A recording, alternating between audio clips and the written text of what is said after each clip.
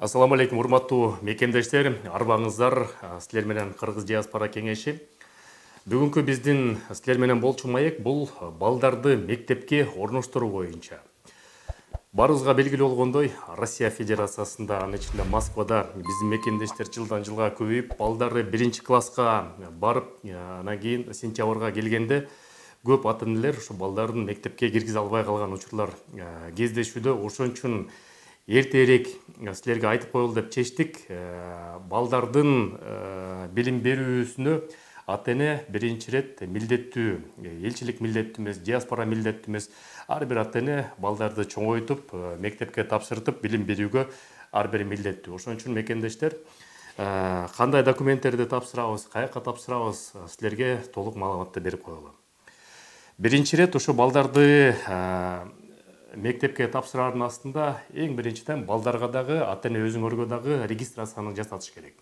Регистрацияны жасатканда Москва жергесинде регистрация болот. Ошо регистрация сөзсүз түрдө базада болуш керек. Эгерде силер ошол жашаган районго регистрация квартирага туруп регистрация болсо, ошол жашаган райондон мектепти тандап алсаңыз, бул анда жакшыраак болот. Азыр мен эмнеге экенин түшүндүрүп берем. Регистрация жасагандан кийин балдарга МФЦден барып туруп, многофункциональный центрден СНИЛС аласыңар. Ата-эне өзүнө да СНИЛС алыш керек. Ошол документтер даяр болгондон кийин ошо СНИЛСтын негизинде электронный почта, действующий электронный почта ачып туруп, mos.ru'га регистрация болуп аккредитация өтөсүңөр. mos.ru'да регистрация болуп катталгандан кийин ошол жерге услуги образования деген жери, поступление в школу деген жери бар.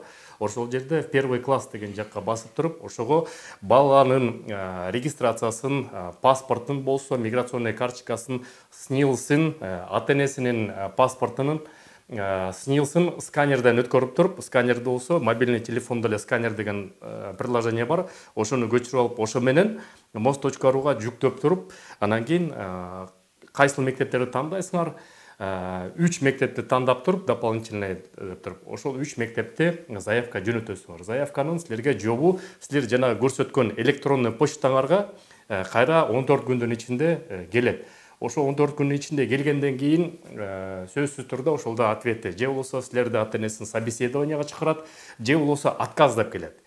Эгерде отказ келе турган болсо силерге, мекендештер, анда ошол жерде экинчи пунктка өтөсүңөр. Обжалование деген жер, департамент по образованию города Москвы Молотков дегенден атына, ошол жерге произвольный, эркин түрдө, произвольный деп коет, эркин түрдө ошол жерге заявление жазасыңар. Жанагы жөнөткөн документтердин бүт барын скриншот кылып алып туруп, мына биз могул мектепке кайрылганбыз, момундай отказ келди, биздин балабызды кабыл албай атат деп туруп, ошол жака заявление жазып туруп жөнөтсөңөр, силерге алар примерно 10 жумуш күндүн ичинде кайрадан жооп берет. Негизи ушул экинчи этапка өткөндө 80% жанагы вопростор чечилет. 80%га ошо мекендештер мектепке албай аткандардын алышы мүмкүн. Мектепке албай аткан себептен бир кандай себептери бар? Ар бир мектептин өзүнүн рейтинги болот. Анан кийин официалдуу, расмий эмес түрдө айтылып келип атат. Ар бир мектепке мигранттардын балдары 30%дан ашык болбош керек деген жазылбаган мыйзам бар да. Ошонун негизинде ошо школанын рейтинги түшпөс үчүн колдон келишинче алар орус тилдүүлөрдү алгысы келет албетте. Ошол себептен эки список болот ал жерде. Жанагы мен айтпадым ба, регистрацияны эмнеге по месту жительства болуш керек депчи. Биринчи ирет болсо эки список бар. Бирөө основной список деп коет. Эгерде ошо райондо жашагандардын сөзсүз түрдө ошо мектепке кирсин деген основной списокко кирет. Основной списокту толбой калгандан кийин дополнительный список деп коет. Ал болсо башка Москванын башка районунда регистрация болот, бирок ошол районго мектепке балабызды окутат элек дегендерди анан основной дополнительный списокко киргизет. Эң негизгисинен, эгерде жанагы департаменттен обжалованияга тапшырганда, эгерде аяктан дагы отказ келсе, анда элчиликке атайын тийиштүү кызматкери билим берүү жармагынан тармагынан ошол жака кайрылсаңыздар болот. Алар силерге ходатайство жазып берет. Анан элчилик ошол Минобразованияга, департаментке катты жөнөтөт. Мына бул мекендешибиз баласын мектепке тапсыра албай аттыр. Мына мост.рудан биринчи этабын тапсырды. Мындан отказ келиптир. Экинчи обжалованияга мына жөнөттү. Бул дагы отказ бериптир. Эми үчүнчү этап менен киргизгенде 100% негизи тапсырганга болот. Негизи мыйзам чегинде айырмасы жок. Баланы негизи апрелден баштап уже кабыл биринчи класска мост.руга каттоого турса болот. Бирок апрель болобу же сентябрь болобу айырмасы жок. Баланы сөстүрүүгө кабыл алыш керек.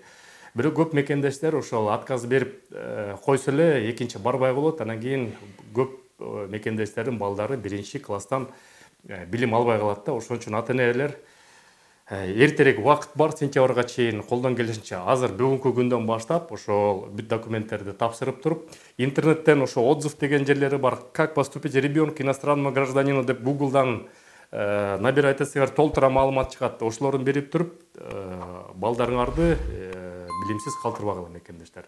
Сак саламат болуңуздар. Силер менен Кыргыз диаспора кеңеши төрагасы мен Кубанычбек Осмонбеков. Көрүшкөнчө.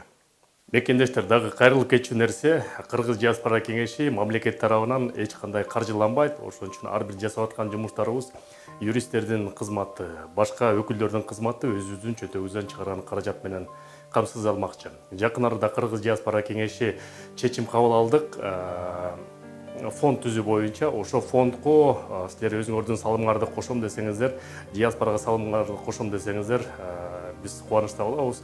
Ошол номерди айтып коеюн: 2202 20 62 18 01 13 23 номери Кубанычбек О деп чыгат. Сберкарта, ошого салымыңыздарды кошуп Кыргыз диаспора кеңешин колдосоңуздар болот.